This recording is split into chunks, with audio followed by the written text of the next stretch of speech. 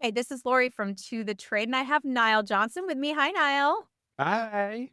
And of course, we had Deb Barrett here, and I've been a big Deb Barrett fan for many years. Deb and I used to do an event. I don't remember if you know this, remember this, Deb, but we used to do the Design Tech conference thing Yes. years and years ago.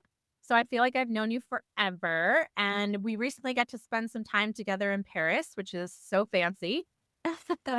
Um, but But it was I, a lovely event. it Thank you was. for, inviting. It was lovely. I really thought it was great to have you, and I have been watching your deco tours for such a long time, and I've been so impressed, and we're gonna get into that, everyone, but we're first gonna start off and ask you a little bit about how you got into the interior design business from the very beginning. Okay. Oh, so many years ago.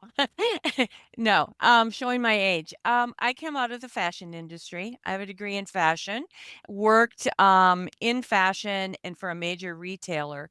And by their wisdom, decided to plot me in the home store, and I was like, "Oh my god, this is worse than going into men's furnishings." If if you're in the fashion business, you everybody wants to be in women's sportswear or dresses or whatever, and I'm like, "What? I'm going into the home store?" Never left it, found my passion, loved it, left there being a buyer with multiple departments, one of them being window coverings, and went out on my own as a design entrepreneur and worked primarily in soft furnishings and window coverings focus. And I've been doing that for many years. Like everybody, I shouldn't say everybody, but like a lot of designers, you take lots of different paths, especially if you've been in this business for a while. Went from, primarily just design and working in design, went into some other areas of design, worked into the whole education and speaking area, starting in window coverings, then worked in the design education field, I guess, and that's really primarily where I'm working today. Besides doing a lot of consulting, I do a lot of creation of content for major manufacturers, proprietary stuff, some trend strategy stuff in consulting. I'm a CEU provider, so I do a lot of trend education and understand the whole landscape of continuing education when it comes to interior design. And then from there, got into decor tours. So a little bit about me. That I wear lots has of different been hats, just like everybody else does. that has been so interesting to me too, because I have watched you and your career for a long time, and I've noticed that you are someone who I feel like younger designers or just beginning designers can come to, and you give them the right advice at the right moment. You're telling them, here is the places you should pay attention, because all of this, when you're new to this industry or when you're just sort of kind of coming in, it gets very overwhelming on Yeah. where you should spend your money and what you should be learning and what you should be adopting for your business and what you shouldn't. It's just so many paths that anyone can take, but no one can take them all. And Exactly. and I think that you boil it down for people in a really smart way. You've always been able to kind of make it manageable, but also elevated in Well, that thank you. Yeah. conversation. So I'm a marketer at heart, and I'm a niche marketer at heart. So I think that's sort of where that comes from. I believe everybody you can't be everything to everybody. And that's where when you're trying to be a full service designer, and you're starting out, you can get overwhelmed. So it's kind of like finding your focus, finding your passion, getting rid of the stuff you don't like, give it to somebody else and then go for it. Be that guru in that niche. So that's kind of where what drives me and design has kind of come along with that now, right? We're kind of all about design specialties, right? And I often say, big plug for window coverings, if I might, is, it's the most technical and I think, probably the scariest niche within the design industry, but it is the most profitable. You Oh, can't be wow. shopped. It is the most profitable. And Wow. Mhm. Wow. So, I mean, that's another reason to, give it a check because if you're looking for new revenue streams or it's definitely a look at window coverings. So Yes, and you have been you're not looking at it from a perspective of finding the right drapes and finding the right automated shades. You're looking at this from the perspective of really couture, dress elements implemented into window coverings Yeah, and just really beautiful, grand, you know, ex exploration of fabrics and technique.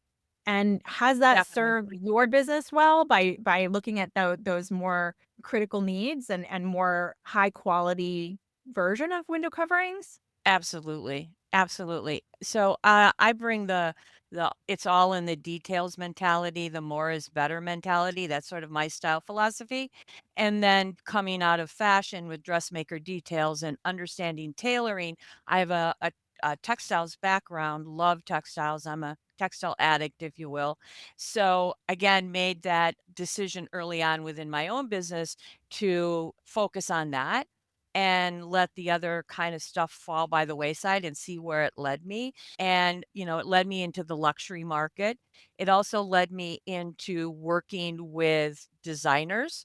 And, I started out basically retail, working with clients, still do some with clients, some long term clients, but primarily in the business, I'm working with very, very well known designers, and I'm basically their window covering specialist. I handle all things soft furnishings for them. They'd Right. basically call me and say and again, another profitable revenue stream that a lot of designers, don't think about. There are pros and cons to each, but I love it. And it's a luxury a product, right? And a service. Right, Window absolutely. coverings as it is. 'Cause interior design to me is a luxury product anyway. So, It we is, yeah. we need to start treating it like it. Right, In exactly. some categories, right? We Yeah, don't need to be apologetic because it costs X amount of dollars or, it's gonna take X amount of time. It's a luxury product. Don't apologize for it. Agreed, agreed, 100%, 1,000%. Agreed. yeah, so we were both geeking out about the fabrics we were seeing in Paris, and how Oh my can you god. not, be unapologetic? I mean, they're works of art, I you know, know? I know, S I and know. and we didn't even have the access you had at your tour, but we there but we were still, like, every window just, like, drooling and, ugh, it was Oh, so I won know, and then coming off, we spent a couple of days later, and we were in it was Fashion Week, obviously, Couture Fashion Week, and I just posted earlier today, so there was, one of the makers for Dior was talking about Oh, how Maria was all about crinoline, and I was like, "Oh, I have to post this because after coming out of prom shopping this weekend, crinoline is all over for teenagers and for prom dresses, number 1. And number 2, the studio that he was talking about and showing how they had done the dresses was a studio that we visited when we were in Paris, and she gave us access into seeing them working on the couture pieces. So it oh, was pretty wow. crazy good. It Well, was I really good. Wow. that I mean, Niall, that is the kind of tour and I've watched her go to castles, I watched her meet with, Oh, like, man. actual fabric makers while they're, like, meeting like, the sheep and they're just you're just hear Yeah, this. those are the tours that I'd wanna be on. You know me, That I'm not one for, like, tours, I'm like, "No, I'll go to the spa. I'll read a book." But that sign me up. that is the Okay, behind the we scenes. expect to see you on one of them in 25 or 26 now. Wow, that's amazing. Oh, Yes, man. they're really special, they're lots of we'll get into it further, but they're really behind the scenes, and she, has a knack for creating it's almost like a once in It's a an lifetime experience. It Yeah. sounds experience. not even like a tour, it's like an It experience is, almost. it is. Yeah, These are, like, core memories you're going to be making, yeah. going to be, like, pinching yourself for years to come that you've even been there. Yeah. That kind of situation. But you mentioned that you were interested in education from pretty much the beginning, and I'm curious, why did you decide to take the path into becoming an educator in this industry? It was always in the back of my mind, I have to say, it wasn't necessarily a priority, obviously, keeping the lights on and marketing and all that kind of stuff. Always that day to day takes priority. Actually, what happened was in within the window covering niche, I had made a decision early on to enter into some of the design competitions. And by the way, for whatever category you guys are in, it's a great marketing tool to get your name out there, to be able to say, I'm an award winning designer, to differentiate yourself between all the other designers, I believe. Anyway, I entered several design competitions. And the producer of the design competition came to me and said, "You, we have to ask you to stop entering because you keep winning." Right. Little self-promote there, and she's, "But what I would love you to do is would you speak and talk about, the process and what it takes and, what are maybe your tips and tricks about entering into a design competition?" So that was the first presentation I did, and after I did it and I'm a process person also, I really enjoyed the whole sort of research, discovery, you know, settling on a topic and then doing a deep dive into it and then sharing it. And I I pride myself on that a lot of my or most of my presentations always have a sort of a real life application element to it. It's not just I don't want to be sitting up there and just spouting to somebody. I want to say, okay, here's what is happening. And this is how you can capitalize on it. Or here are three things you can do to, put that into your business model or whatever it is. And I really found that I enjoyed that and then gravitated to that. Well, I want to say two things that I think are really remarkable about what you just said. So, first, Niall and I recently were judges on Design Casey Magazine's Designer Awards. They Mhm. just did their gala. They just gave all of those awards out, and it does surprise me sometimes that people who are putting in to be judged, they spend an enormous amount of time, sometimes money for these design competitions, but then they don't fill out kind of like the Or story, the story of what they did, or you're like, they don't "What am I include a lot of looking at?" pictures. Yeah. Yeah.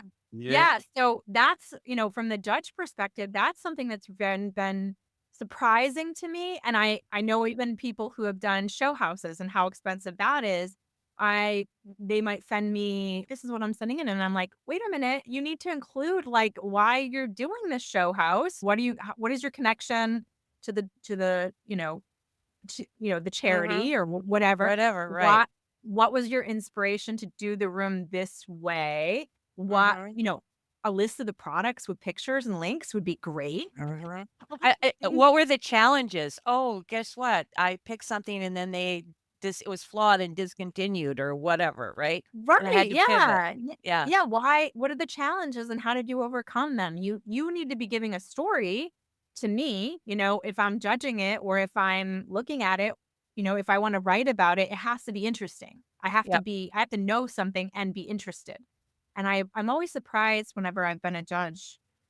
Sometimes there's nothing there, like, they don't include anything. There's just, Yeah. like, pictures, and Yeah. then that's it, and then I feel badly when they don't win, but because it I know that designers are so stretched of resources, and Yeah. they don't have the Yeah. time, and Yeah. Totally. so sometimes they're like, "Oh, no, I remember I need to just get this centered," so they just quickly do it, but then they feel badly when they don't win but it's really not necessarily always because of the design. It's maybe 25% of the points were about your story, and you don't have a story, so I couldn't get you those 20 points Right. or 10 points or something. And doesn't necessarily share that any of Right, or comments with them. Now, sometimes they will if you ask, but I think typically they prefer not to because then it gets right, into a tit for tat kind of thing, which I totally agree too. But I know sure, I mean, to be honest with you, that's probably one of the reasons why I first started or one of my first winnings was it's not maybe necessarily that I was like did something that was like so,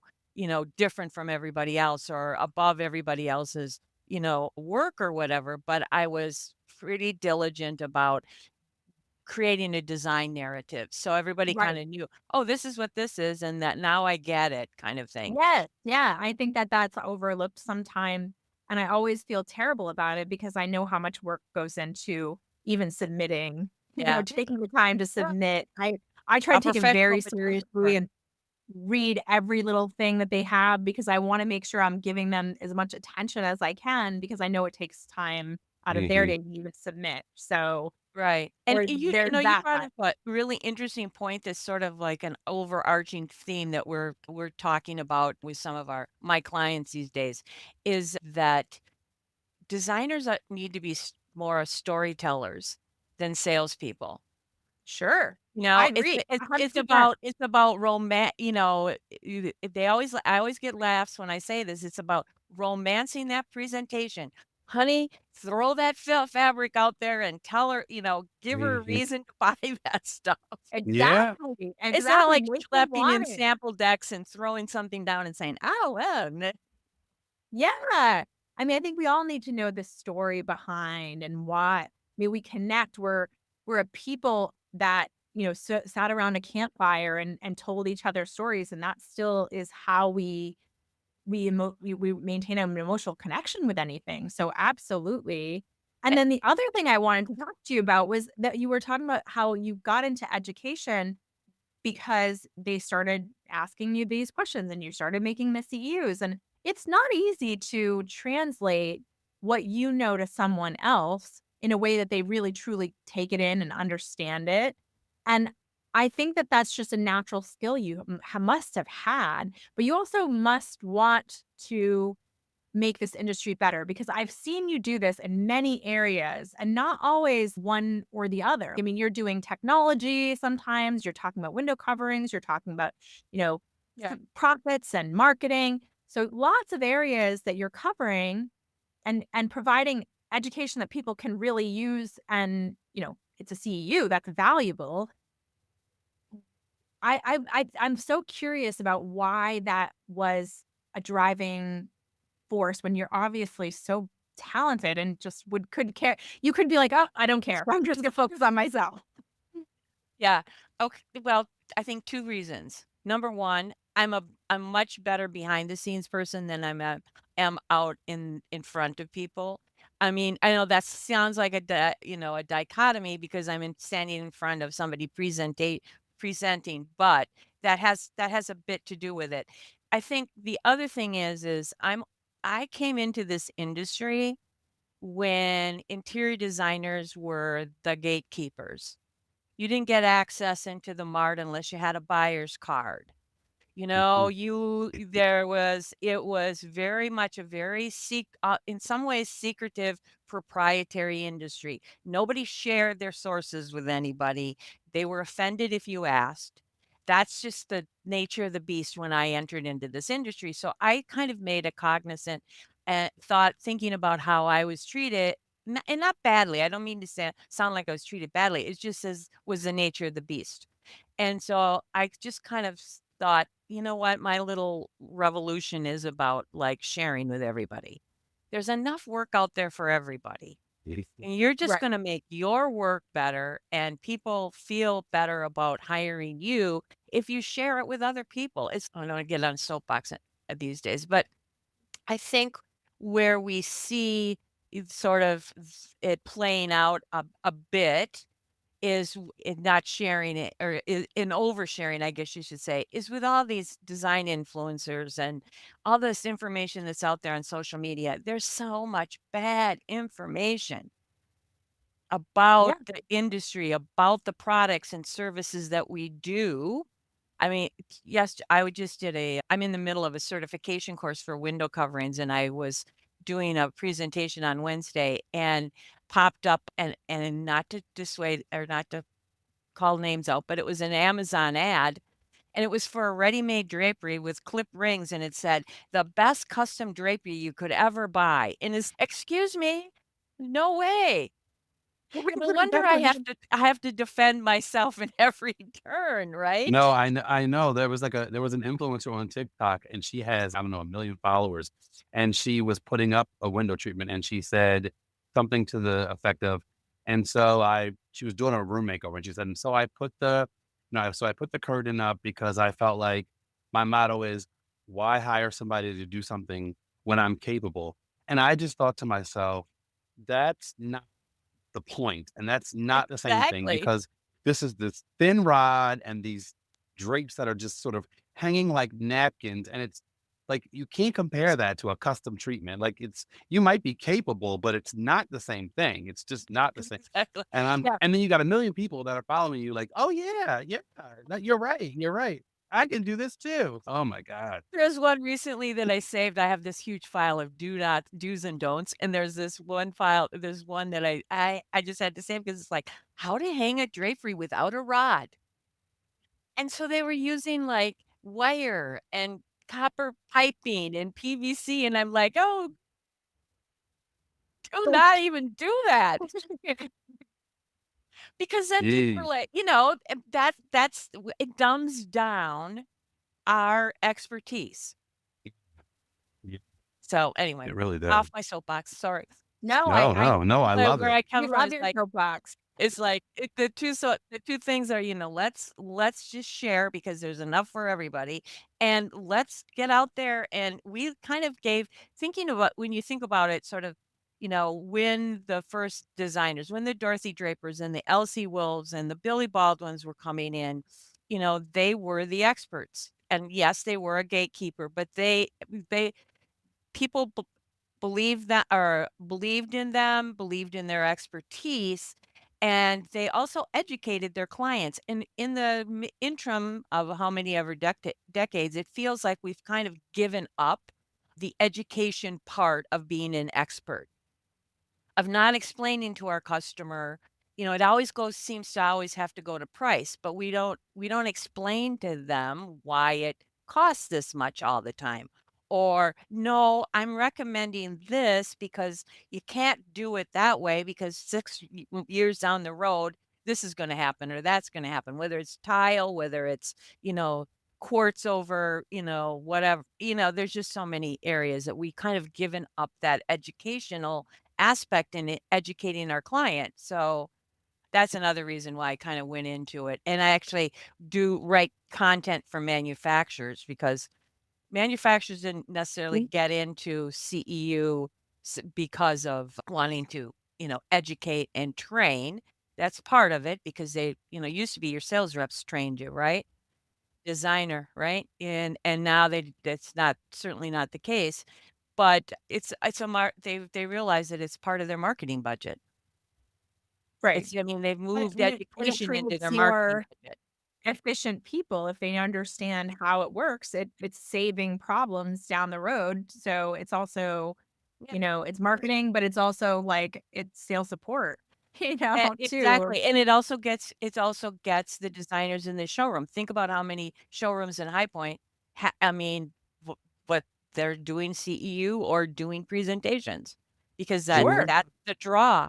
Now you're in my showroom, and maybe you wouldn't have come here anymore, so or didn't know about me or whatever it is, but I'm bringing in, whoever to talk about whatever. I'm Right. genius. I'm Yeah. not bad at it. I love it because I think that and I wanna touch on that point too, because I really think we are in alignment with what you just said. Niall and I were just at Vegas Market. We were just having this huge conversation about how we were saying designers sometimes accidentally market to each other and not all of those questions that their clients ask them don't become content that they can then in turn share with the audience of, like, Absolutely. people who are following you. If you say a percentage of the people must be following you because they like what you do and they're curious about it. But if all they ever get is, like, finished product and they don't get, "Well, this is why we do this, and this is why we do that, and this is how this process goes, and this is how if you do this, it affects our process, and it can make your project longer and cost more." I mean, these are things that can actually happen, and if we're not explaining that to them, they're caught off guard and they're angry and there's a feeling of distrust that happens. Yep. And if I listen to a designer, they're constantly saying, "Nobody understands what I do. It's only, they always think it's HGTV. They think it's going to cost less and it's going to be quick and then they're frustrated at me and I wish people would understand what we do." But But I'm that's like, that's only you that's can all talk they about only it. know. That's the only thing they know, right? They don't know what they don't know. They think Right, they're a and good designer. Their friends told them they had really good taste, and they watched right, HGTV, but nobody else told right, them what. exactly, and Totally, so totally. it's almost about, re-educating the market, and you have that we all have that opportunity. There's that influencer with 1,000,000 followers. Those could be designers if designers were willing to share what it is they actually do, because that influencer who's never really done a design project really doesn't know what they're talking about, and a designer does. So they know this is the fabric, this is what it goes into this, and this is how this really and people are hungry for that information, I think. I They just agree. there just need more of it made. Yeah. Totally. Oh, I totally agree. I think it becomes this sort of self-fulfilling prophecy, right? Yes, And it goes around in circles and circles, and then they can't understand why the phone isn't ringing, and people, don't understand me, and it's and they get in this sort of this little resentful, whirlwind or funnel. whatever, Yeah. right? Niall was saying too, it's I when I was talking to him about it, we were basically, I was like, this is what I think designers are doing. And he goes, not only, I was trying to say, I think designers do it subconsciously, but No, Niall's and like, I just "No, no, no, I this do it consciously, and I told her, I said, I'm not ashamed to say it. Like, not only do I do it consciously, I know exactly the designers that I'm marketing. Like, I can see their faces that I'm marketing to when I'm putting a particular thing. Now, I will say, and I thought more about that conversation after I left Vegas. I will say that I think the algorithm, like it's 90% me and then like 10% the algorithm, because I've noticed like one time I think the algorithm slipped and it let me see a potential client that I had talked to, and then she sort of had to put her project on the back burner. And I saw, oh my God, I didn't realize she was following me. I know she reached out to me, but I never knew that she followed me. And I was getting ready to post something that was like a little cheeky, and I was like, I'm not gonna post that now. Like I'm gonna reword it because now that I know she's following me, I'll say it a different way. So it wasn't my clients Interesting. are not top of mind because I never thought that they would be following me on social media. And I think I have that old school mentality about social media that like it's social media. And so I'm not mixing business with pleasure. It's a big virtual happy hour. So everybody in social media is like here, like they're my peers. And why would my clients be there? But why wouldn't they be there? Yeah. Because why wouldn't well, they you'd check hope out what that I'm that's what doing? you're doing it for. You'd hope they'd be there." Exactly. No. Yeah, exactly. And I start to reverse that thinking. Yeah. Yeah. That's why I always wondered, and I get that a lot of the Facebook groups that I'm in and stuff, where the people are sharing issues and stuff. I get that they're closed and private, but I always wondered, what if your clients were actually privy to some of the stuff you were saying about them in those Facebook groups? I get that we need support. I'm all about that, but Yeah. geez, Yeah. Yeah. Yeah. sometimes it's, girl, you can't be saying that. I hear I you. mean, I hear have you. some anyway, it's just, oh my gosh. And see, again, that comes back to the whole old school retailer fashion thing. Customer's always right. That Yes. bottom Yeah. line, that's how when I learned, customer's always right kind of I thing, but Niall also said something that was when we were chatting that was kind of smart that I thought about, and I have since really visualized it and talked to a few other designers about it. And you were right, Niall. And they were like, they'll get a post. So have a post when they're ready to put an Instagram up. And then they will look at their friends that they're following, their designer friend, and this person's in Paris, and the person had a really great project. And the Yep. more they scroll, the more whatever they were going to post feels The value of it. You're like, unworthy, you start the unworthy. day. Yep. You're like, oh my God, You're this is so such an excited. amazing. Yeah. This is so amazing. I didn't realize that this looks so great. And I'm so proud of myself. And then you go to hit send and you log on and it's, oh, she's doing this. He did that. He just got a book.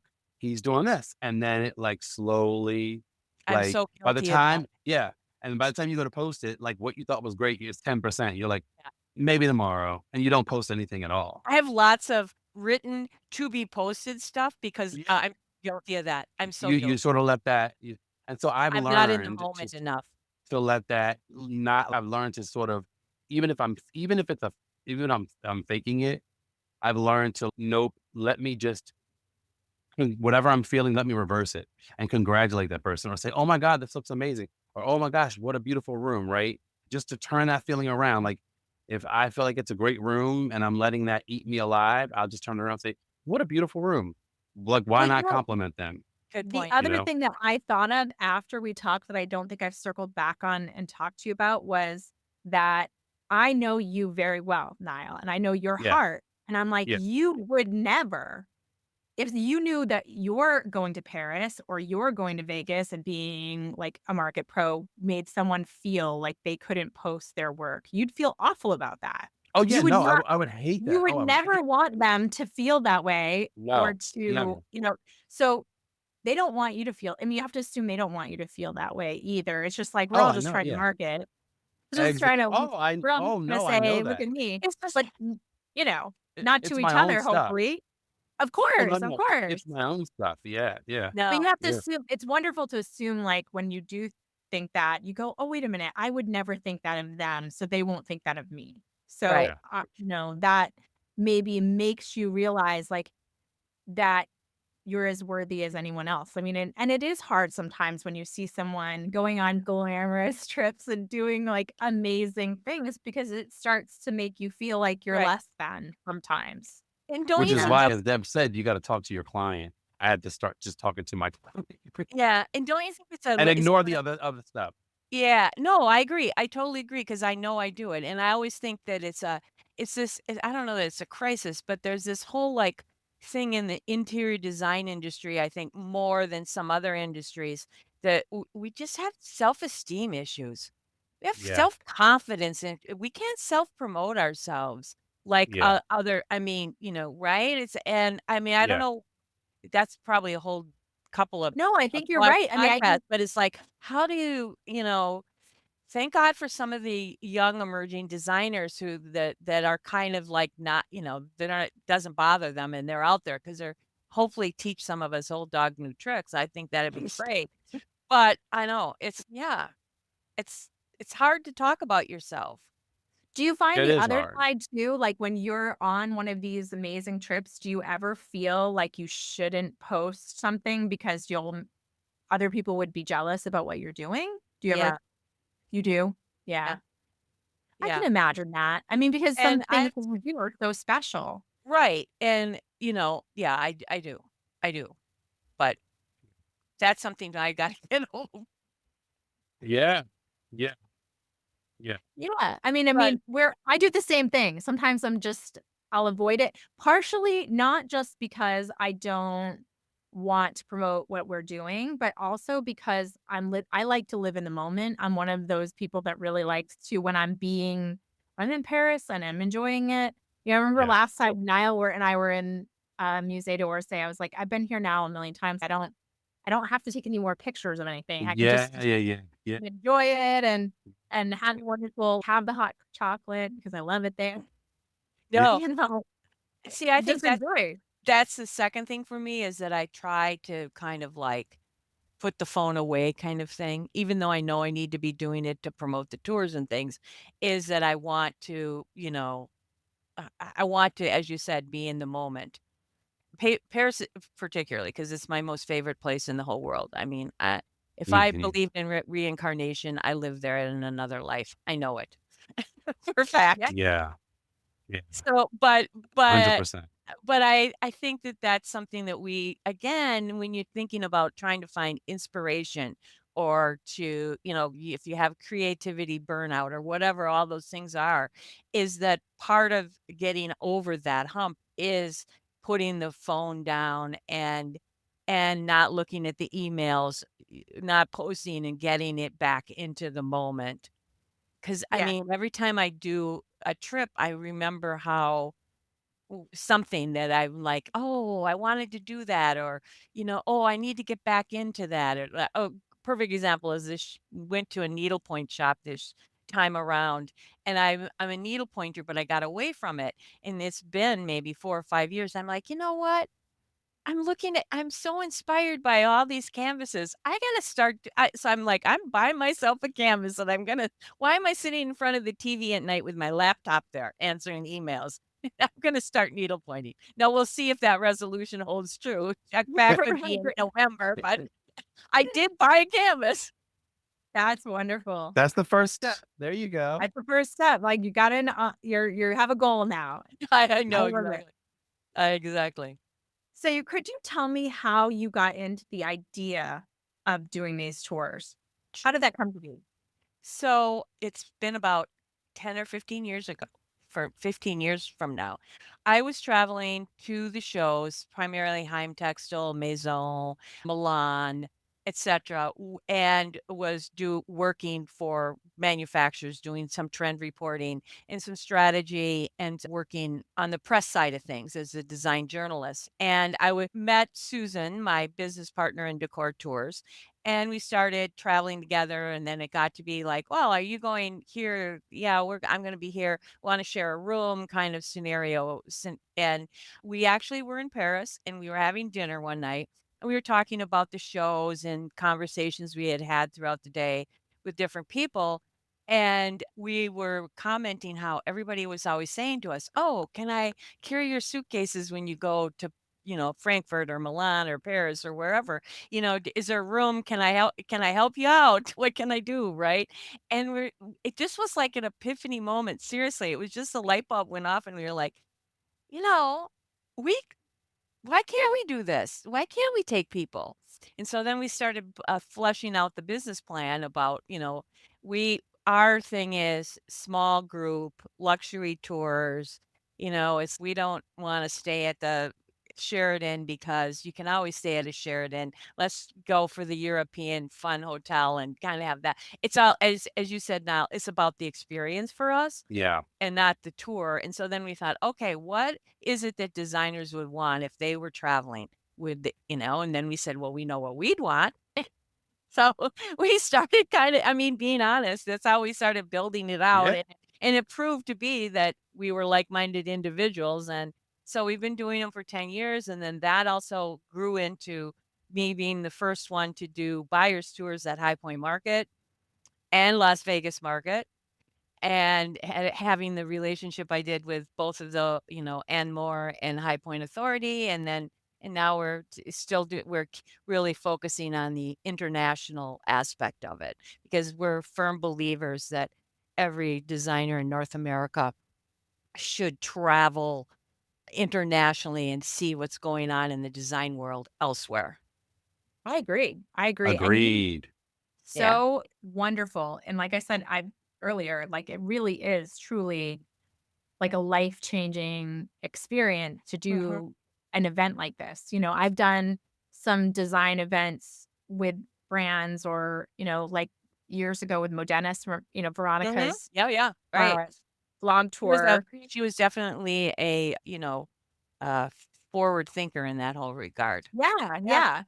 And partly, that creating the experience, not just bring you to the trade show and show you around all the showrooms, but really, going to a specific restaurant and having a back, room tour of something and getting a little gift from someone or, I those experiences, they stay with you forever. And the people you meet too. It's almost like a camp like environment is what I kind of think of it as because the bonds you make and these kinds of tours, you become lifelong friends. In fact, I was talking to Michelle Blumel, who said she went on one of your tours like years ago, and they still have a group chat Yep. and they still talk all the time and they still email each other all the time. And I was wondering, I wonder if Yes. Deb knows how many little groups of campers she has. I do. I couldn't give you an exact number, but we pride ourselves on that. So that's the hidden secret about it. Often we get asked, "How did you, in some cases, for example, in Paris, when we're in a hotel, it's double occupancy. And often we're putting people that don't know each other together. And everyone's, "Oh, I don't know about that, and what if she snores, blah, blah, blah." It's, "Yeah, but I can tell you, I can give you lots of stories of people that are lifelong friends now are going to their kids' weddings and, that kind of thing now because we put them together and they didn't know each other. And we were in Provence in September, and we had a group of 6 women, and 3 were traveling together, 3 that and actually, I think you probably know all 6 of them, Lori. 3 were traveling together, and 2 they were from, Texas, Oklahoma, and Arkansas, and 2 were traveling together from New Hampshire. They owned their joint business partners in business. They immediately, craziness hit it off. I am telling you, Wow. they are still on our WhatsApp chat, and we're getting dinged all the time from September. They're already making plans to go here or there or whatever, so it's always fun. We love it, we love it. In fact, the Paris trip, one of the gals is just sent everybody the recipe from the cooking class that she did in Paris. I So, love yeah, it. that's the best part of the trip, to be honest with you. I That's love it. I amazing. I I can see it, and the lifelong friendships that you make on an event like this because you're experiencing something so truly, like, magical and the feeling is, like, behind the scenes exposure to something that you wouldn't if you Absolutely. were just walking up, you would not get a chance. Can you explain, just on this last trip, just a few things you got to do that no one else would get to do? Sure.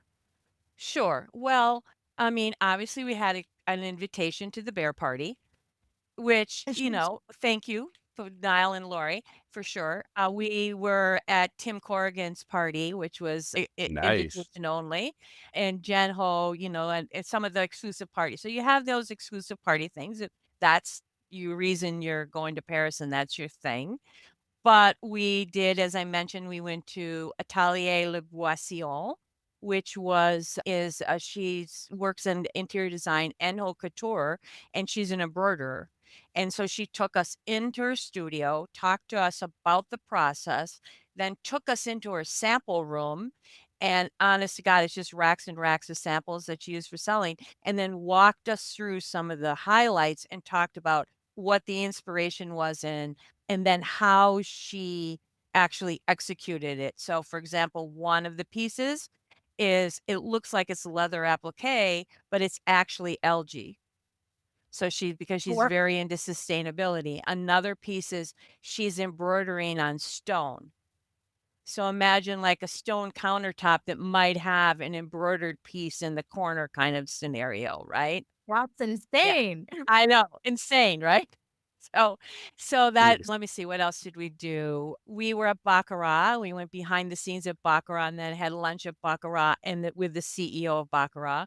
So, not only you get to meet the artisans and the makers, but you also get to meet the stakeholders and the people, whether it's the person that's putting the collaboration together with the manufacturer or the CEO or the creative director, and they're sitting down and doing that old school presentation where they're saying, look, blocks and check, for example, the Romo creative director was we're all about squares and blocks and check this year. This is why, this is what we're seeing happening in the market.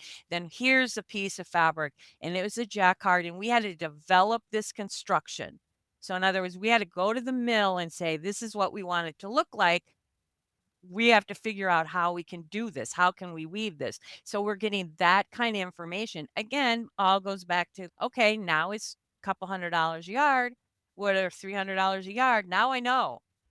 I'm Right. armed with the fact I spoke with a Yeah. creative director and being able to say to your client, I spoke with a creative director when I was in Paris on Romo on this fabric and blah, blah, blah, blah, blah, blah, blah, right? Or they just did this amazing suede it looks like suede and it's not. The new generation of polyesters that are coming out there are incredible. The stuff we saw in Paris. But anyway, so it's that kind of thing. I can give you a little sneak. That much with you. The confidence to be able, and the allure that, like you said, the romancing of what that must feel like for the client, Yeah. able to say you were meeting with the C having lunch with the Yeah. CEO, CEO of Baccarat. Yeah, and giving it is it's very much also it's all business. So what we do we do 1 or 2 presentations that are group presentations when it's a business focused trip. Paris is and Milan are business focused trips. And then we'll ask everybody to give us a deep dive of what they want to do, both professionally and what their business goals are of the trip, and then we will get them special appointments. So, for example, one of the gals was working with wanted to is working in doing a lot of lace and is looking for a lace source. So we put her in touch with Sophie Allais, which is a haute couture lace maker. And she had a one-on-one appointment with her in her studio. And, another gal, we went to I don't know, did you go to Asura, Fabrics? He's Thai. Oh my god. So he's working Yeah. in metal and Oh, lacquered, wow. and so he was doing, like, for window covering people, doing a lot of interesting metal shade materials, mixing metals with mother of pearl and Oh my naturals and gosh. all kinds of things. So, for example, he had a stainless steel. It looks like it's so think tool, right? Yeah. But stainless steel, and he folds it up like origami, like, uses origami, Oh then he puts man. a blowtorch to it. And so when you open it up, you get all this iridescence from the blowtorch because it's metal and the way it turns. Mhm. And, so everyone's gonna hear this and everyone's gonna have the comment, "Oh, my customer would never buy that," right? Or, "It's so expensive, it's blah, blah, blah." Can I tell you that his retail on that fabric, a meter is 300 retail is $300 a yard. Now, we're selling prints that are 3 and jacquards that are $300 a yard, so it's not out of the realm of possibility, right, for a Wow. luxury client, right? But anyway, to finish the story, one of the members of our tour group had visited Thailand, was really into the craft of Thailand. They got talking. She's an upholsterer and a workroom. He said to her, the CEO said, "You need to meet my ex-boss, Alexander Lamont." He takes her across the street to Alexander's studio, introduces her. She's going as an artist in residence to Thailand to teach his workroom how to upholster. What? Oh Yeah. That's my gosh, that's insane. So it's insane. those kinds of conversation and I can give you lots of different stories like that. There's those kinds of conversations that happen. So we put Well, it's you're we're connectors introducing if you you're the Chris are. Anderson and the tipping Oh my point. We're gosh. mavens and connectors. I And love, I was trying to love write that down. That's Asura, you said? It's a Sora. I'll send you the link now. It's Okay, okay. Uara. It's his stuff. He ASUA. had a wallpaper that he lacquered 5 times in Oh navy my blue, god. and then he put a gesso over it, and then he sanded it down so that the lacquer came up, and then he cracked it, and then he gilded over the crack, so that sort of Oh my Japanese, but it wasn't and it's sold by the panel. fantasy. It's That's so just, dreamy, oh my so god. dreamy, so dreamy. And he had a shade material for woven shades made out of he had taken seat belts and literally seat belts and frayed them and woven them into this fabric, and you would never know, but it's literally seat belts. That is insane. That is gosh. I know. insane. You're not gonna sell it, but you can show it and tell your client about it, and she's, "Oh, you can find." But anyway, so those are the kinds of things. A I little love it. We're going to London in May for Craft Week, and, it's not your high school craft gymnasium kind of thing. It's very high end. Obviously, the royal they all have the royal edicts, if you will. Anyway, a little this happened in Paris, and so we're going to be able to execute it in London, but we Watts of Westminster, just their new collection was Easton Castle because they had used Easton Castle and they were renovating it and doing the fabrics and wallpapers and trims for it, and inspired it into a whole new collection. So we met Lady Easton and we're going to Watts of Westminster. They're going to show us all the pieces in the collection and how they were executed, the process from, in the studio from drawings and documents and everything. And then we're going to go to Easton Castle and she's going to do a tour for Easton Castle showing us the, in situ products, right? That were done and have dinner there and spend the night at the castle. Oh my gosh. Wow. So, I'm gonna have to make sure all of you listening are going to get a link to the Deco Tour because you're going to want to try to book. Yeah. How many, I mean, you don't you don't take huge groups, so it's small, No. like, Yeah, what's the amount? smaller groups. Usually Paris, Milan are probably 12 max. Okay, and they You sell know, out where and very those are and quickly. they I know. sell out pretty closely. Oh, London, we would probably take 12 because we'll be in a hotel. When we stay in a house like Provence or Portugal, what depending on we're doing Portugal Design Week, so we'll probably be able to take 12. When we stay in a house, we take a max of 8. So when we do Provence and we do our textile deep dives into and makers and artisans, we stay in a house. Everybody has their own it's single occupancy. Everybody has their own bathroom and bedroom. It's typically, swimming pool, outdoor kitchen. We have a private chef. We do our things during the day. We'll go to Lyon and go to sex. We also do a lot of more workshops, hands-on workshops. So we work with this time we worked with a gal that's become a very good friend, I guess like you could say. So she's a plume. So she worked for Chanel for 6 years as a plumissiere, and she and her husband moved down to Provence, and he's a chef. And so he does a farm to table luncheon for us, and then we go into her atelier, and she teaches us how to do the feather work. Oh my gosh, So that's that's one amazing. day kind of thing that we do. And then the I love. markets and that kind of stuff. We also so not everybody's in the US is familiar with woad, but woad dyeing is the European version of indigo. And it's where the term French blue came from. It's only because only kings could wear this color. It was Right. actually the dye itself was actually currency. Wow. And we have a master who single-handedly brought it back from it was a dead art. And she and her husband brought it back in France. She's an EPV and she comes to the house and we dye for a whole day. I saw that. I actually Yeah. I was following along. It's pretty magical. It's Vicariously. pretty crazy magical. She's amazing. Yes. Amazing. But Well, we'll you make sure that yeah, we give so her that access to those tours too sure. from now on. I'd love yeah. to make sure Yeah, that our absolutely. community knows about it and we can set I'd it on love the to email I list. mean, I'd love to share that with us for sure. Yeah, so Yeah. we have some good ones coming up for 25, as I said, London in May. The Lisbon Design Week is end of May, June. We're in Paris in September. We're in Provence for 2 weeks in September. We're looking at Copenhagen. And we're also looking at we know we'll in November as part of Salon, and we're gonna do a New York tour because there's lots of ateliers and fun things to be involved in New York.